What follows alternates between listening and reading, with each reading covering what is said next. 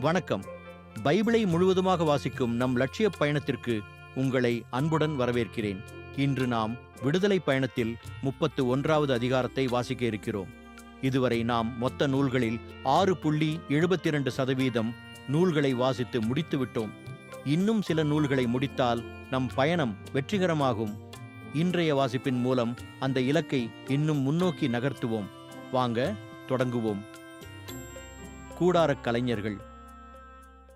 ஆண்டவர் மோசேயிடம், யூதா குலத்தைச் சார்ந்த கூரின் மகனான ஊரியின் மகன் பெட்சலேல் என்பவனை நான் பெயர் சொல்லி அழைத்துள்ளேன். ஞானம், அறிவு கூர்மை, அனுபவம், தொழில் திறமை அனைத்தும் அவனுக்கு உண்டாகுமாறு நான் அவனை இறையாவியால் நிரப்பியுள்ளேன். இதனால் அவன் பொன், வெள்ளி, வெண்கல வேலை செய்யவும், பதிக்க வேண்டிய கற்களுக்கு பட்டை தீட்டவும், மரத்தை செதுக்கவும், மற்றெல்லாவித நுண்ணிய வேலைகள் செய்யவும் வேண்டிய திட்டமிடும் நுட்பத்திறன் பெற்றுள்ளான். மேலும் தான் குலத்தைச் சார்ந்த அகிஷமாக்கின் மகன் ஒகொலியாபு என்பவனையும் நான் அவனோடு நியமித்துள்ளேன்.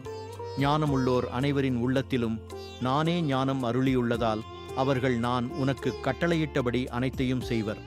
அவையாவன: சந்திப்பு கூடாரம், உடன்படிக்கை பேழையோடு அதன் மேலமைந்த இரக்கத்தின் இருக்கை, கூடாரத்திலுள்ள அனைத்து துணைக்கலன்கள், அப்பமேசை, அதன் துணைக்கலன்கள், பழுதற்ற விளக்குத்தண்டு, அதன் அனைத்து துணைக்கலன்கள், தூபபீடம், எரிபலி பீடம், அதன் அனைத்து துணைக்கலன்கள், தண்ணீர் தொட்டி, அதன் ஆதாரம், அழகுற பின்னப்பட்ட ஆடைகள், குருவாகிய ஆரோனுக்குரிய திருவுடைகள், குருத்துவ பணிபுரிவதற்காக அவன் புதல்வருக்குரிய ஆடைகள், திருப்பொழிவு எண்ணெய், தூயதலத்திற்கான நறுமண தூப வகைகள் ஆகியவை. நான் உனக்கு கட்டளையிட்டபடி இவை அனைத்தையும் அவர்கள் செய்வர் என்றார். 7ஆம் நாள் ஓய்வு நாள். ஆண்டவர் மோசேயிடம், நீ இஸ்ரேல் மக்களிடம் அறிவிக்க வேண்டியதாவது: நீங்கள் என் ஓய்வு நாள்களை கருத்தாய் கடைபிடியுங்கள். ஆண்டவராகிய நானே உங்களை புனிதமாக்குகிறவர் என்பதை நீங்கள் உணர்ந்து கொள்ளும்படி அது எனக்கும் உங்களுக்கும் இடையில் உங்கள் தலைமுறைதோறும் ஓர் அடையாளமாக இருக்கும். ஓய்வு நாளை கடைபிடியுங்கள். அது உங்களுக்கு புனிதமானதாகவும் அதன் தூய்மையை கெடுப்பவன் கொல்லப்படவே வேண்டும். அந்நாளில் வேலை செய்பவன் எவனும் தன் மக்களிடமிருந்து விலக்கி வைக்கப்பட வேண்டும். 6 நாள்கள் வேலை செய்யலாம். 7ஆம் நாளோ ஓய்வு நாளாகிய சாபாத்து, ஆண்டவருக்கு புனிதமான நாள். ஓய்வு நாளில் வேலை செய்பவன் எவனும் கொல்லப்பட வேண்டும். இஸ்ரேல் மக்கள் ஓய்வு நாளை கடைபிடிக்க வேண்டும். என்றுமுள்ள உடன்படிக்கையாக விளங்கும்படி தலைமுறைதோறும் ஓய்வு நாளை கைக்கொள்ள வேண்டும். இது எனக்கும் இஸ்ரேல் மக்களுக்கும் இடையே என்றுமுள்ள ஓர் அடையாளம். ஏனெனில் ஆண்டவராகிய நான் 6 நாள்களில் விண்ணுலகையும் மண்ணுலகையும் உருவாக்கி 7ஆம் நாளில் ஓய்வெடுத்து இளைப்பாறினேன் என்றார்.